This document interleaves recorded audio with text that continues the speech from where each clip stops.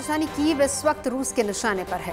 अंदाजा ये लगाया जा रहा है कि अगले 24 घंटे में रूसी फौज कीव पर जबरदस्त हमला बोल सकती है। रूसी टैंक और बख्तरबंद गाड़ियां कीव के करीब पहुंच चुके हैं। रूस ने हवाई हमले और खतरनाक हथियारों के इस्तेमाल की भी धमकी दे दी है। रूस की राजधानी ही नहीं, यूक्रेन की राजधानी ही नहीं बल्कि पूर्वी यूक्रेन के कई शहरों में रूस के हमले तेज हैं। जाहिर है कि यूक्रेन के लोगों के लिए ये समय बहुत मुश्किल है। साथ ही कीव समेत पूरे यूक्रेन में फंसे भारतीय छात्रों के लिए भी चुनौती बढ़ती जा रही है। भारतीय दूतावास ने उनको जल्द से जल्द निकाले जाने के लिए कहा है। इससे पहले कि कीव पर रूस का हमला हो, छात्रों का वहां से निकलकर पश्चिमी यूक्रेन के बॉर्डर्स तक पहुंचना बहुत ज़रूरी होगा। यूक्रेन की पश्चिमी सीमा से लगे देश जैसे कि हंगरी और रोमानिया से होकर भारतीय छात्रों को लगातार देश लाया जा रहा है। लेकिन बिगड़ते हालात को देखते हुए जब अब भारत सरकार ने रेस्क्यू ऑपरेशन में एयरफोर्स के विमानों को शामिल करने का फैसला कर लिया है। सरकार का प्लान क्या है इसे हम डिटेल में समझाएंगे, लेकिन पहले हम आपको दिखाते हैं कि यूक्रेन और राजधानी कीव पर जो खतरा मंडरा रहा है वो क्या है। आइए समझते हैं उसको।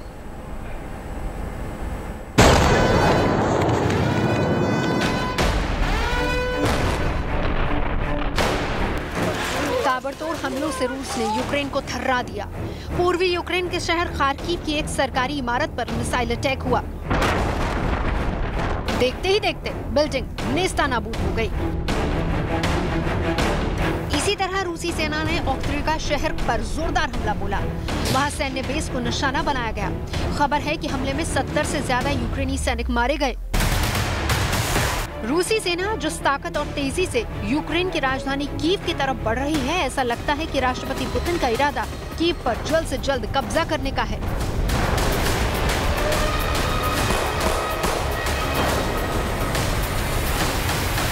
कीव को रूसी सेना ने घेर लिया है और सेना 3 तरफ से आगे बढ़ रही है। कीव के उत्तरी इलाके खार्किव, चेरनिहाइव पर हमले तेज कर दिए गए हैं। कीव की तरफ रूसी सेना का करीब 64 किलोमीटर लंबा काफिला बढ़ रहा है, जिसमें सेना के ट्रक, बख्तरबंद गाड़ियां और टैंक शामिल हैं। अंदाजा लगाया जा सकता है कि आज की रात कीव पर भारी पड़ सकती है। हम इस समय यूक्रेन की राजधानी कीव की सड़कों पर है और हमारा प्रयास ये है कि हम आपको दिखाएं इस समय यहाँ पर मंजर क्या है। यहाँ की सड़कों का अगर आप नज़ारा देखें तो शहर से बाहर जाने वाली लगभग हर सड़क पर बहुत सारे बैरिकेड्स हैं। प्रयास यही कि जैसा आप इनको देखें, परिवार के परिवार शहर छोड़कर जा रहे हैं, पानी लेकर, खाना लेकर, जो उनके पास सामान है लेकर अब शहर से बाहर जाना चाहते हैं। उनकी कोशिश यही कि रूस का हमला होने से पहले वो यहाँ से निकल जाए। कीव के हालात को देखते हुए वहां फंसे भारतीय छात्रों को लेकर सरकार की चुनौती बढ़ गई है। अभी भी बड़ी संख्या में छात्र पूर्वी यूक्रेन के हिस्से में हैं। हालात देखते हुए यूक्रेन में भारतीय दूतावास ने एडवाइजरी जारी कर दी है, जिसमें सभी भारतीयों को आज ही कीव को हर हाल में छोड़ देने के लिए कहा गया है। एम्बेसी ने कहा है कि भारतीय कीव से निकलने के लिए ट्रेन, बस या फिर किसी भी चीज का सहारा ले सकते हैं। ऑपरेशन गंगा के तहत भारतीय छात्रों को देश लाने का सिलसिला शुरू हो चुका है। यूक्रेन में पढ़ने वाले छात्रों को लेकर रोमानिया से 9वीं फ्लाइट दिल्ली पहुंची। अरेंजमेंट बिल्कुल भी नहीं था। वहाँ पर स्टूडेंट्स को बहुत परेशानी झेलनी पड़ रही थी। वेदर कंडीशंस के हिसाब से भी आपको ऐसा सुनने में आ रहा था 48 आवर्स से स्टूडेंट्स खड़े हुए हैं बट बॉर्डर क्रॉस नहीं हो पा रही थी। यूक्रेनियन गवर्नमेंट की तरफ से भी कुछ नहीं था वहाँ पे, बट जैसे ही बॉर्डर क्रॉस की इंडियन एम्बेसी की तरफ से हेल्प हुई हमारी और बहुत अच्छी हॉस्पिटैलिटी शो करी है। हमें वहाँ से कोई भी दिक्कत नहीं आई है। हम अभी भी इवैक्यूएट होकर आए हैं और अभी रोमानिया बॉर्डर की साइड पे हैं, मतलब रोमानिया, और हमको इवैक्यूएट होने में पूरा 5 दिन लगा है। और देखिए, इवैक्यूएशन होना ये नहीं है कि बहुत ज़्यादा इम्पॉसिबल या बहुत टफ है, लेकिन ये है कि आपको पेशेंस रखना पड़ेगा और बहुत पेशेंस के साथ आहिस्ता आहिस्ता सब काम हो जाएगा, बट आप इवैक्यूएट हो जाओगे। छात्रों के रेस्क्यू ऑपरेशन में मोदी सरकार के मंत्री जुटे हैं और यूक्रेन की सीमा से लगे देशों में ऑपरेशन में सहयोग दे रहे हैं। वीके सिंह, ज्योतिरादित्य सिंधिया, किरण रिजिजू के साथ हरदीप पुरी अलग अलग देशों में छात्रों की मदद कर रहे हैं। आप यहाँ से सेफली आपके घर पे पहुँचे, 14 दिन तक अब सेल्फ आपको मॉनिटर करिए। शायद आपको कोई सिम्टम दिखे तो कोविड प्रोटोकॉल का पालन करें और हॉस्पिटल को दिखाइए। ये सारा प्रबंध भारत सरकार की ओर से आपके लिए किया गया है। दोस्तों, नीचे आपके रिलेटिव्स, आपके गार्डियंस, आपको लेने आए हुए आपके पापा, आपके भाई, आपके बहन आपकी राह देख रहे हैं। स्माइल के साथ आप सभी को मिलिए और स्वस्थ रूप में आपके घर पे पहुंचिए। यूक्रेन में हालात को देखते हुए वहां फंसे भारतीयों को जल्द निकालना जरूरी है। इसीलिए सरकार ने फैसला किया है कि ऑपरेशन गंगा में अब एयरफोर्स की मदद ली जाएगी। इसके तहत वायुसेना के C-17 विमान उड़ान भरेंगे। विदेश मंत्री ने ट्वीट करते हुए कहा कि हम तब तक आराम से नहीं बैठेंगे जब तक हमारे भारतीय नागरिक सुरक्षित वतन नहीं आ जाते। कीव से गौरव सावंत के साथ bureau report, good news today. और इस बीच एक बड़ी खबर हम आपको बता दें कि यूक्रेन के खार्किव से खबर आ रही है, जहां पर वापस से कर्फ्यू लगा दिया गया है। यूक्रेन का खार्किव इलाका, जहां पर एयर स्ट्राइक की वजह से कर्फ्यू लगा दिया गया है। लगातार लोगों को इंस्ट्रक्शंस दी जा रही हैं। जो भारतीय वहां पर फंसे उनको कहा जा रहा है, बहरहाल शाम 4 बजे से सुबह 6 बजे तक का ये कर्फ्यू है खार्किव इलाके में, जहां लगातार रूसी हमले हो रहे हैं। और कर्फ्यू के दौरान कार के इस्तेमाल पर भी रोक है, यानी किसी भी तरह की कोई मूवमेंट वहां पर नहीं होगी। एयर स्ट्राइक की वजह से ही खार्किव में कर्फ्यू लगाया गया है।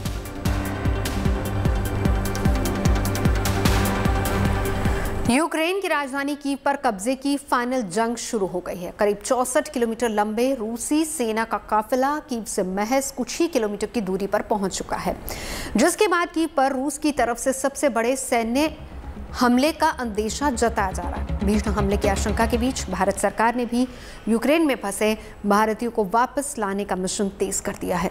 ऑपरेशन गंगा के तहत अब तक 9 फ्लाइट्स से करीब 2000 भारतीयों को देश वापस लाया जा चुका है। हालांकि अब भी करीब 12,000 भारतीय वहां फंसे हैं, जिनमें बड़ी संख्या में मेडिकल की पढ़ाई करने वाले भारतीय छात्र हैं। जाहिर है भारत सरकार बच्चों को लाने के लिए हर मुमकिन कोशिश कर रही है, लेकिन ऑपरेशन गंगा के तहत अब तक वापस लाए गए बच्चों की संख्या बेहद कम है। अभी भी हजारों भारतीय बच्चे यूक्रेन, रोमानिया, पोलैंड में फंसे हुए हैं, जिनमें कुछ छात्रों को तकलीफों का सामना भी करना पड़ा। और यही वजह रही है कि ऑपरेशन गंगा को रफ्तार देने के लिए भारतीय वायुसेना को इस मुहिम से जोड़ दिया गया है, जो रूस यूक्रेन जंग के बीच भारतीय छात्रों की जान बचाने की जद्दोजहद में अपने सबसे बड़े योद्धा को उतारने जा रही है। और इस योद्धा का नाम है बोइंग C-17 ग्लोबमास्टर। ऐसे कई मौके आए हैं जब भारत के इस योद्धा ने अपनी काबिलियत दिखाने का कोई मौका नहीं छोड़ा। हर विपदा में यह विमान भारत के लिए सबसे बड़े संकट मोचक के तौर पर उभरा है। एक बार फिर से यूक्रेन में फंसे भारतीय छात्रों पर संकट मंडरा रहा है, और उस संकट को दूर करने के लिए भारतीय वायुसेना का ये दूत यूक्रेन के लिए उड़ान भर सकता है। बोइंग C-17 ग्लोबमास्टर दुनिया के बड़े मिलिट्री मालवाहक जहाजों में से एक है। भारतीय वायुसेना के इस जांबाज योद्धा में 4 इंजन लगे हुए हैं, जिसकी वजह से ये एक बार में बड़े आराम से 500 से लेकर 700 यात्रियों को लेकर उड़ान भर सकता है। ये विमान अपने साथ 3 हेलीकॉप्टर्स और 2 ट्रकों के साथ उड़ान भरने की भी काबिलियत रखता है। करगिल, लद्दाख जैसे दुर्गम इलाकों में C-17 ट्रांसपोर्ट विमान बेहद आसानी से उतर सकता है। लैंडिंग के दौरान C-17 ग्लोबमास्टर को अगर कोई भी दिक्कत परेशानी आती है तो पायलट के इस्तेमाल के लिए रिवर्स गियर भी दिया गया है। C-17 ग्लोबमास्टर की लंबाई 174 फीट है, जबकि उसकी चौड़ाई 170 फीट है। भारतीय वायुसेना के इस विमान की जमीन से ऊंचाई 55 फीट तक है। तो इसी काबिलियत की वजह से C-17 ग्लोबमास्टर को किसी भी विपदा में लोगों को एयरलिफ्ट करने में लगाया जाता है। अभी तक भारतीय छात्रों को यूक्रेन से वापस लाने के लिए एयर इंडिया, स्पाइस जेट या फिर इंडिगो के विमानों का ही इस्तेमाल हो रहा था, जो एक बार में ज़्यादा से ज़्यादा 250 यात्रियों को ही ला पा रहे थे। और यही वजह है कि अब तक 2016 भारतीयों की ही वतन वापसी हो पाई है। लेकिन ऑपरेशन गंगा से C-17 ग्लोबमास्टर के जुड़ने के बाद एक बार में 400 से ज़्यादा छात्र अपने देश वापस लौट पाएंगे। और इस बीच एक और बड़ी खबर आपको बता दें जो इस वक्त आ रही है, रूस यूक्रेन युद्ध से जुड़ी। फ्रांस के राष्ट्रपति से प्रधानमंत्री मोदी ने बात की है। प्रधानमंत्री मोदी की फ्रांस के राष्ट्रपति से बात हुई है, और इस बीच दोनों की टेलीफोन पर यह बातचीत हुई है।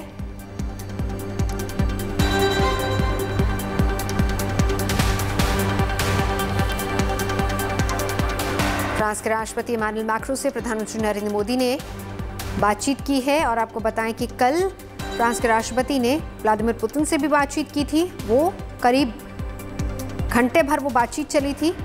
इस बीच आज प्रधानमंत्री नरेंद्र मोदी ने फ्रांस के राष्ट्रपति से बातचीत की है।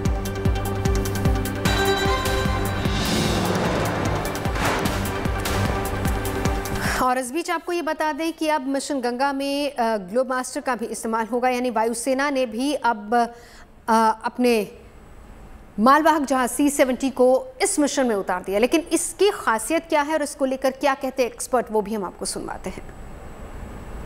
भारतीय वायुसेना की पूरी तैयारी है यूक्रेन में फंसे इंडियन स्टूडेंट्स को वापस लाने की। इसके लिए वायुसेना के C-17 ग्लोब मास्टर जहाज तैयार किए गए हैं और जैसे ही जरूरत पड़ेगी ये ग्लोब मास्टर जहाज जो है यूक्रेन के आसपास के देशों से भारतीयों को वापस ले आएंगे।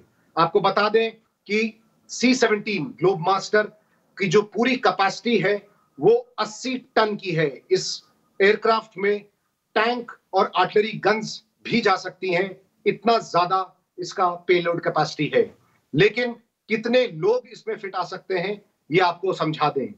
जब अफगानिस्तान से यही ग्लोब मास्टर लोगों को ला रहे थे जो वहां पे फंसे हुए थे, जब लड़ाई चल रही थी, जैसे तालिबान ने कब्जा अपना बनाया अफगानिस्तान में, तो एक फ्लाइट में 840 लोग भी आए थे। लेकिन वो फ्लाइट पूरी कैपेसिटी से भरी हुई थी और लोग जमीन पर बैठकर भी आए। यही अगर हम बताएं कि कितने सैनिक एक ग्लोब मास्टर में बैठ सकते हैं, तो करीब 150 सैनिक बैठ सकते हैं। लेकिन ये एक इमरजेंसी है और इमरजेंसी में ज्यादा से ज्यादा लोगों को इसमें बैठाने की कोशिश की जाएगी। तो भारतीय वायुसेना का बड़ा मालवाहक जहाज C-17 ग्लोब मास्टर जल्दी ही यूक्रेन के लिए भी अब उड़ान भरेगा और इस सफर में वो अपनी क्षमता और काबिलियत को साबित करेगा। और ऐसा पहली बार नहीं हो रहा है, इससे पहले भी बता दें कि बहुत सारे ऐसे मौके आए हैं जब अमेरिका, ब्रिटेन के अलावा हमने भी C-17 ग्लोब मास्टर का बाखूबी इस्तेमाल किया है। इस दौरान ये विमान दूसरे देशों के अलावा हमारी उम्मीदों पर भी खरा उतरा है। मैं आपको ऐसी ही कुछ और घटनाओं के बारे में भी बताऊंगी जो C-17 ग्लोब मास्टर की क्षमता और योग्यता को साबित करती हैं। अब हाल की बात ही ले लीजिए। पिछले साल अगस्त की बात है जब तालिबान के हथियारबंद लड़ाकों ने अफगानिस्तान पर कब्जा कर लिया था, तो वहां सैकड़ों भारतीय फंस गए थे। संकट की उस घड़ी में भी इन्हीं भारतीयों को निकालने के लिए भारत सरकार ने C-17 ग्लोब मास्टर विमान का इस्तेमाल किया था और जिसकी वजह से करीब 600 भारतीयों को काबुल से सुरक्षित एयरलिफ्ट करके वायुमार्ग के जरिए निकाला गया था।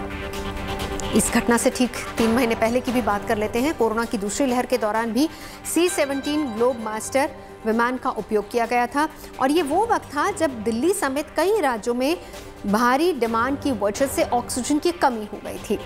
तब केंद्र सरकार ने ऑक्सीजन टैंकर्स को एक जगह से दूसरी जगह ले जाने के लिए भी C-17 ग्लोब मास्टर का इस्तेमाल किया था। इससे पहले अक्टूबर 2020 में भारत चीन में तनातनी हुई थी, तो भारतीय वायुसेना ने भी अपने सैनिकों के लिए रसद भेजने के लिए इसी विमान का इस्तेमाल किया था और तब दुनिया के सबसे बड़े मालवाहक जहाज़ों में शामिल ये विमान बड़े आराम से भारत चीन बॉर्डर पर उतर गया था।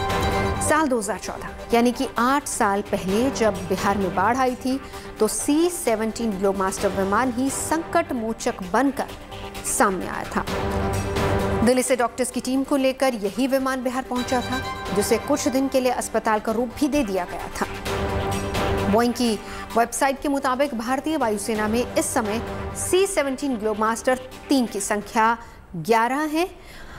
अगर हर विमान को ऑपरेशन गंगा से जोड़ दिया जाता है तो यूक्रेन में अब भी फंसे 12,000 यात्रियों को, छात्रों को सिर्फ 2 दिन के अंदर ही भारत वापस लाया जा सकता है। और जैसे कि पिछले 15 अगस्त को अफगानिस्तान के कब्जे के बाद अमेरिका ने किया था, सिर्फ एक दिन में अमेरिका ने अपने इस विमान से 83 बच्चों समेत 823 अफगान नागरिकों को वहां से सुरक्षित निकाल लिया था, जो अपने आप में एक रिकॉर्ड था। C-17 ग्लोब मास्टर ऐसे ही डिज़ाइन किया गया है कि ये एक बार में 77,519 किलोग्राम तक कार्गो ले जाने में सक्षम है। कीव या पूर्वी यूक्रेन के शहरों में जो भारतीय छात्र मौजूद हैं, उनके लिए अब वहां से निकलना बहुत बड़ी चुनौती हो गई है। अगर कीव जंग का मैदान बन गया तो वहां से निकलने का कोई साधन बचेगा ही नहीं। गोलीबारी या फिर हमले के दौरान निकलना बहुत खतरनाक हो सकता है।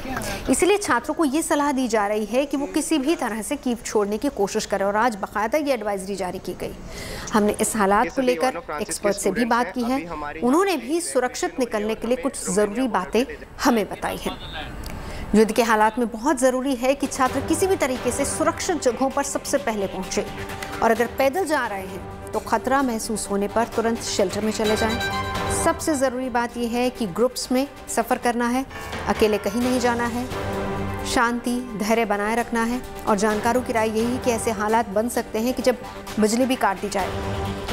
जानकार तो यहाँ तक कह रहे हैं कि जिस तरीके से कीव के बहुत करीब तक रूसी सेना पहुँच चुकी है तो कोई बड़ी बात नहीं कि शायद आज रात को ही इस तरह के फैसले लिए जाएं और इसीलिए ज़रूरी ये है कि अपने मोबाइल फ़ोन्स की बैटरी को बचा कर रखा जाए। बहुत ज़रूरी हो तभी बात की जाए। मोबाइल फ़ोन बंद होने की स्थिति में अपने परिवार से बात अगर नहीं कर पाएंगे तो दूतावास से तुरंत से संपर्क बनाए रखें और इसीलिए मोबाइल फ़ोन का ज़रूरत के वक्त ही इस्तेमाल करना है। एक और ज़रूरी बात है जो कि एक्सपर्ट्स के मुताबिक ध्यान में रखने वाली है, वो ये है कि पानी और खाना संभाल कर रखें। युद्ध के हालात में इन दोनों ही चीज़ों की कमी हो जाती है और इसीलिए जब तक छात्र बॉर्डर्स तक नहीं पहुंचते या बॉर्डर पार नहीं कर जाते, सुरक्षित ठिकानों की तरफ नहीं पहुंच जाते हैं, खाने पीने की चीज़ों का बहुत संभल कर इस्तेमाल करना होगा। बड़ी तादाद में भारतीय छात्र रोमानिया और हंगरी के बॉर्डर्स पर पहुंच रहे हैं, जहां से बॉर्डर पार करने के बाद उनको एयरपोर्ट तक ले जाया जा रहा है। रोमानिया से हमारी संवाददाता लवीना टंडन की रिपोर्ट देखिए। मैं उस बस में हूँ जो शेल्टर होम से आई है। यहाँ 5 शेल्टर होम्स चलाए जा रहे हैं स्पोर्ट्स सेंटर्स में, स्कूल के स्पोर्ट्स सेंटर्स में, और मैं आपको दिखाती हूँ ये सारे बच्चे वोल्तारी के स्पोर्ट्स सेंटर से हैं। हेलो कर दे भाई, आप लोग सब वापस जा रहे हैं वापस जा रहे हैं। एक फ्लाइट है 11:15 की है, लेकिन यकीनन देर हो जाएगी क्योंकि इन लोगों को शेल्टर होम से मंगवाने में और फिर यहाँ पे भी अचानक पहुंच जाते हैं। इस पूरी लिस्ट को एक तरह से सीधा करने में वक्त लग जाता है। वॉलंटियर्स यहाँ जोर शोर से भी काम कर रहे हैं। एम्बेसी के तो कुछ कम लोग हैं, हाथ कम है। ये सबसे बड़ी बात है कि कम लोग हैं, बॉर्डर पे भी कम लोग हैं और यहाँ पे भी कम लोग हैं एम्बेसी के। तो यकीनन ये आशा है कि सिंधिया जी जब आएंगे तो वो इस लोगों की जो कमी है उसको जरूर पूरा करने की कोशिश करेंगे। ऐसा हमें सुनने में आ रहा है कि वो बॉर्डर पर भी जाएंगे। अभी भी भारतीय जो विद्यार्थी हैं वो यूक्रेन रोमेनियन बॉर्डर पर जूझ रहे हैं, लेकिन ये खुश हैं। आप लोग खुश हैं? खुश है? हाथ हिला दो, हेलो कर दो सबको। मम्मी पापा आपके देखेंगे अगर कि थके हारे हैं, बहुत शेल्टर से आ रहे हैं। हालांकि इनको वहाँ खाना, सोना, नहाना, बहुत छोटी छोटी चीजें मुहैया जो बहुत जरूरी हैं अब समझ में आ रही हैं। अब जल्द ही 2-3 घंटे में यहाँ से बुखारेस्ट के पहली फ्लाइट निकलेगी। उसके बाद एयर इंडिया की एक और रात की फ्लाइट भी है 11:15 बजे। तो यूक्रेन की सीमा से हंगरी की भी सीमा लगी हुई है और इस वक्त इसी रूट से ज़्यादातर छात्रों को निकाला जा रहा है। हालांकि दिन ब दिन चुनौतियां बहुत कड़ी होती जा रही हैं, बड़ी भी होती जा रही हैं, लेकिन कोशिश ये है कि भारतीय छात्रों को जल्दी से जल्दी वहां से निकाला जाए। गुड न्यूज़ टुडे संवाददाता आशुतोष मिश्रा हंगरी के बॉर्डर पर ही मौजूद है, उनकी रिपोर्ट देखिए।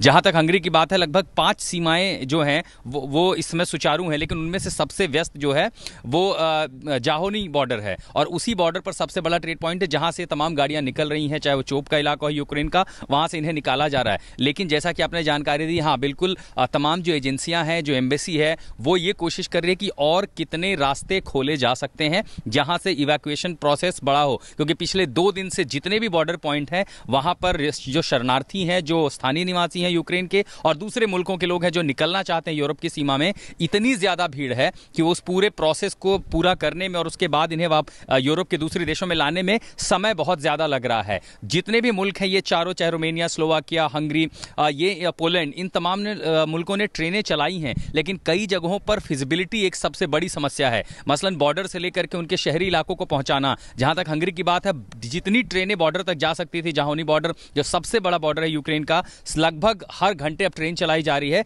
कि वहां से लोगों को बुदापेस्ट लाया जाए। बहुत सारे लोग पोलैंड जाना चाहते हैं, उसकी व्यवस्था यहां पर की जा रही है। हालांकि रोमानिया और पोलैंड में लगभग वो समस्याएं ऐसी आ रही हैं कि वहां से उनको इवैक्यूएट करके शहरी इलाकों तक पहुंचाने में समय लग रहा है। तो अगर वैसी व्यवस्था नहीं है तो होगा ये कि अगले 24 घंटों में हंगरी की सीमाओं पर सबसे ज्यादा भीड़ आपको देखने को मिलेगी। कई सारे छात्र पोलैंड से भी यहां आना चाहते हैं। हालांकि चूंकि ये भी जानकारी मिली है कि भारतीय वायुसेना को भी इसमें लगाया जाएगा, जो हरक्यूलिस और C-17 ग्लोब मास्टर जैसे बड़े प्लेन हैं, हो सकता है अब संभवतः उनकी जरूरत पड़े। अभी भी लगभग 500 से 700 छात्रों को भारतीय दूतावास ने यहां हंगरी बुलाया है, जिनको बुडापेस्ट के अलग अलग जगहों पर रखा गया है, वहां उनका ख्याल रखा जा रहा है। अब जैसे ही और ये फ्लो बढ़ेगा, आज शाम तक इन छात्रों की संख्या या भारतीयों की कुल संख्या 2000 हो सकती है। और चूंकि अभी 15-16 हजार छात्र या भारतीय वहां मौजूद हैं, जाहिर है ये संख्या अगले 48 घंटों में इतनी ज्यादा होगी कि जितनी सीमाएं हैं वहां पर स्थिति भयानक रूप ले सकती है, वहां पर स्थिति गंभीर हो सकती है। बातचीत के बाद जहां तक हंगरी की बात है कि जितनी सीमाएं हैं वहां से ट्रेनें चलाई जा रही हैं, अतिरिक्त बसों तक की व्यवस्था की गई है। लॉजिस्टिकल सपोर्ट इतने बड़े इवैक्यूएशन ड्राइव में सबसे महत्वपूर्ण होता है कि जैसे ही वो पश्चिमी तट पर पहुंचे, यूक्रेन के पश्चिमी किनारे पर, वहां से उन्हें सुरक्षित लाया जाए। एयरफोर्स का विमान ग्लोब मास्टर जैसे ही रेस्क्यू ऑपरेशन में शामिल होगा, भारतीय छात्रों को जल्दी और बहुत आसानी से देश लाना मुमकिन हो जाएगा। ऑपरेशन गंगा के तहत कई फ्लाइट्स के जरिए करीब 2000 छात्र फिलहाल देश आ चुके हैं। अपने देश और अपने लोगों के बीच पहुंचकर उन्होंने राहत की सांस भी ली है। मुंबई की निशा भी ऐसी ही छात्रों में शामिल है, हमने उनसे भी बात की।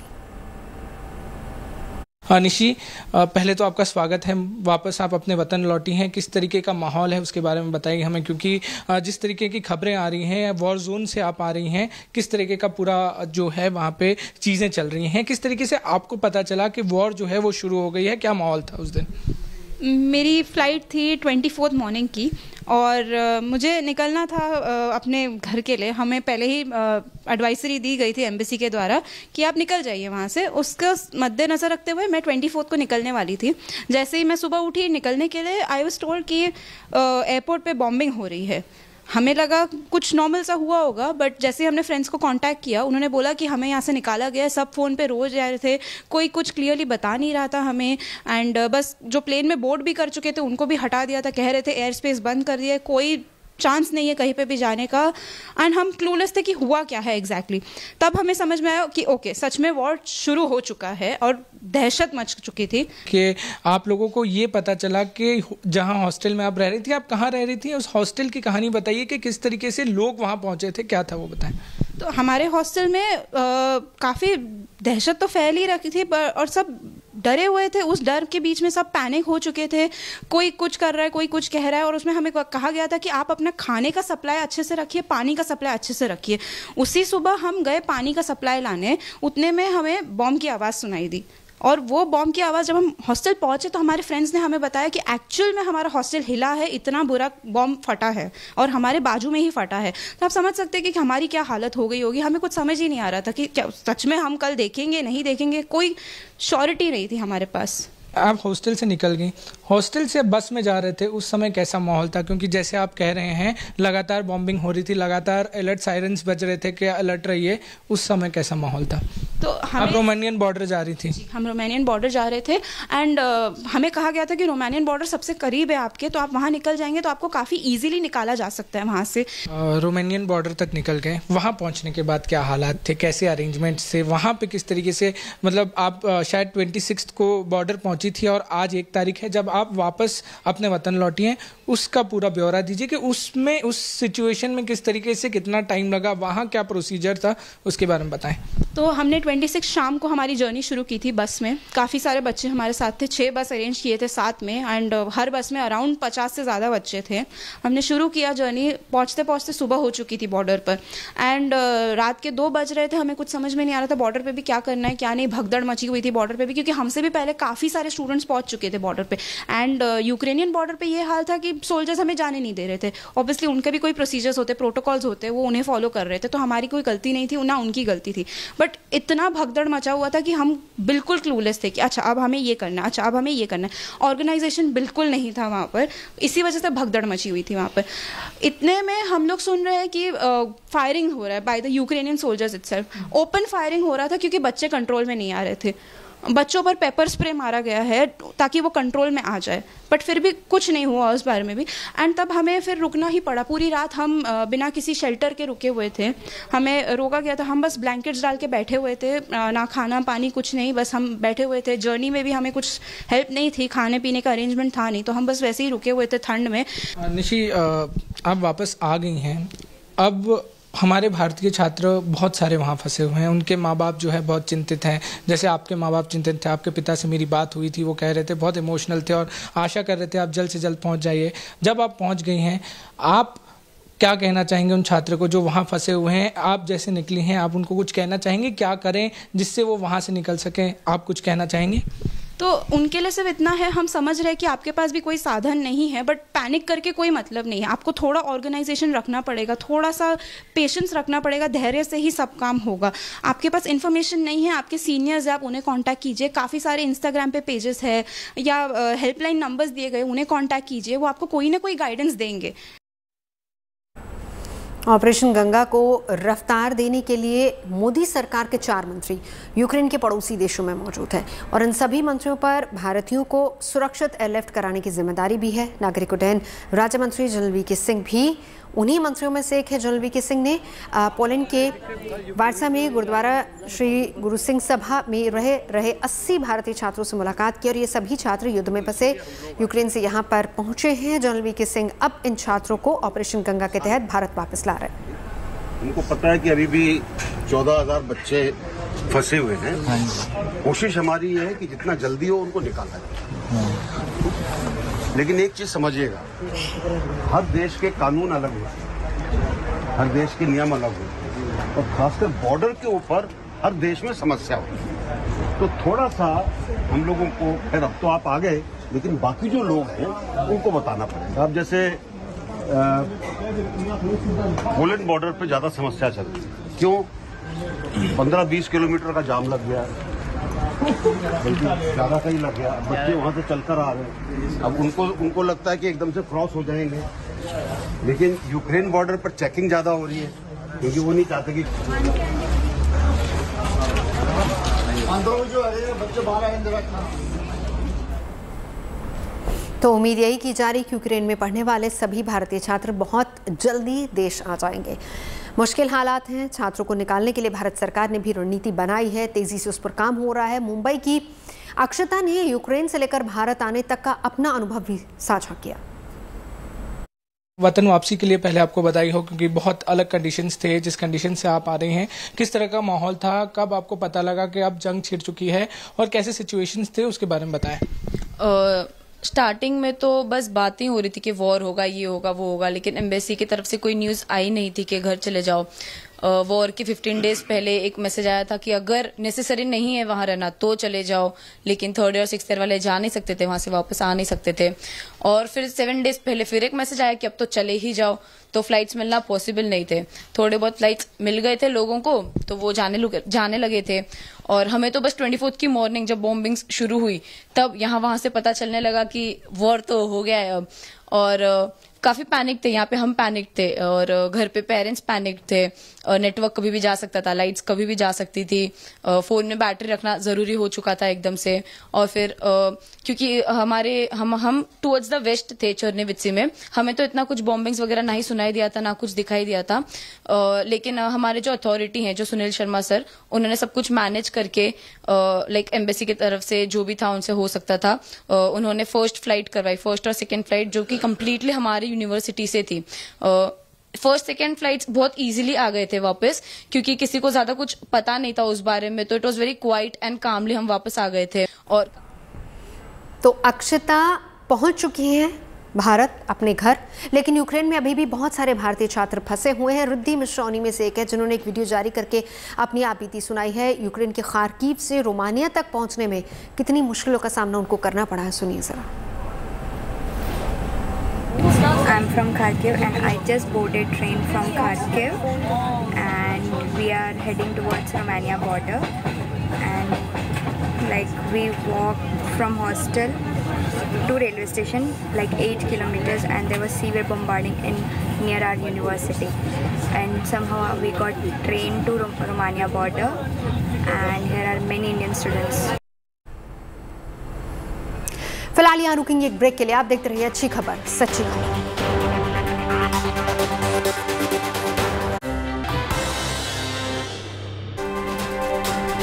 आज महाशिवरात्रि है। माना जाता है कि ये दिन भगवान शिव और पार्वती के विवाह का दिन है। शिव पुराण में भी ये कथा है कि इसी दिन भगवान शिव ने पहली बार ज्योतिर्लिंग के रूप में दर्शन दिए थे। पूरे देश में इस महापर्व की धूम है।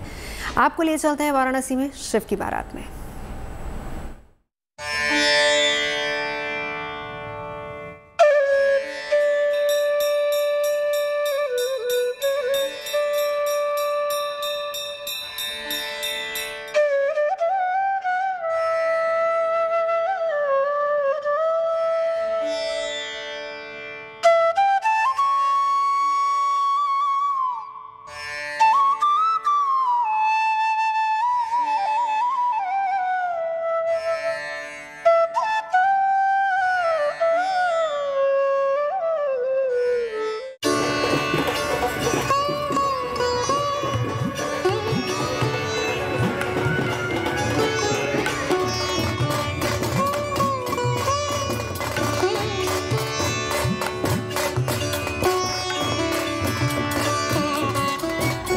नाचते गाते झूमते ये शिव भक्त हैं जो अपने इष्ट महादेव की बारात में शामिल हुए हैं। ढोल नगाड़े पर बाबा के भक्त झूम रहे हैं।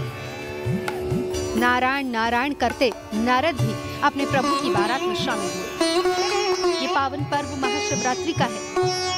हर भक्त बाबा भोले की भक्ति में लीन है। महादेव के रंग में देश का कोना कोना झूम रहा है। शिवनगरी वाराणसी में भव्य शिव बारात का आयोजन किया गया, जिसे देखने के लिए शिव भक्तों का हुजूम उमड़ा। बारात में देवताओं का वेश धारण किए भक्त आगे आगे चले, तो महादेव के प्रिय भूत पिशाच और अघोरी भी नाचते गाते शामिल हुए।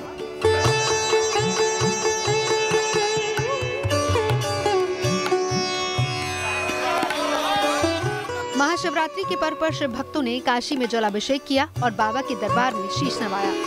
सुबह से बाबा के दर्शन के लिए लंबी कतारें लगी थी। गंगा घाट से गंगा जल लेकर भक्त अपने आराध्य के जलाभिषेक के लिए काशी विश्वनाथ धाम पहुँचे।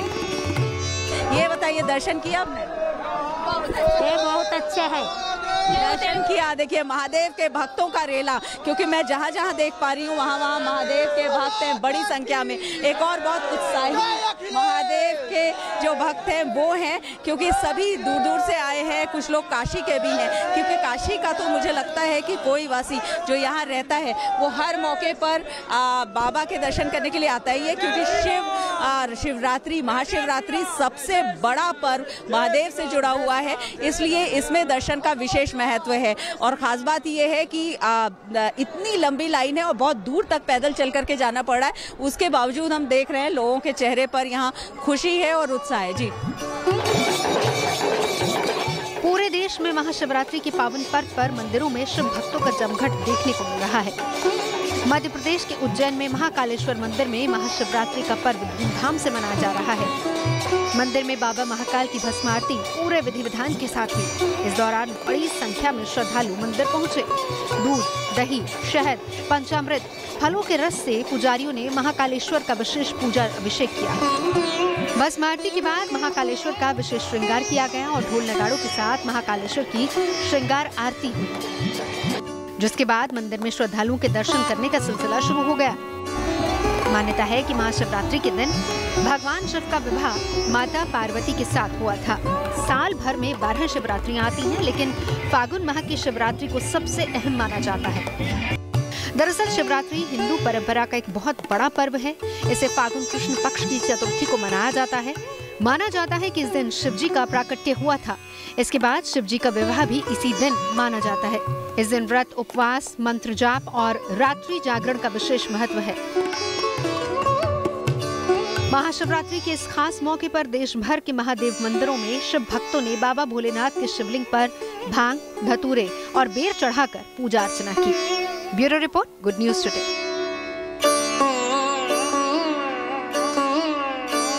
खबरें सच्ची होनी चाहिए, अच्छी खुद ब खुद लगती हैं। Navjot Randhawa signing off. आप सुनते रहिए गुड न्यूज, देखते रहिए गुड न्यूज टुडे।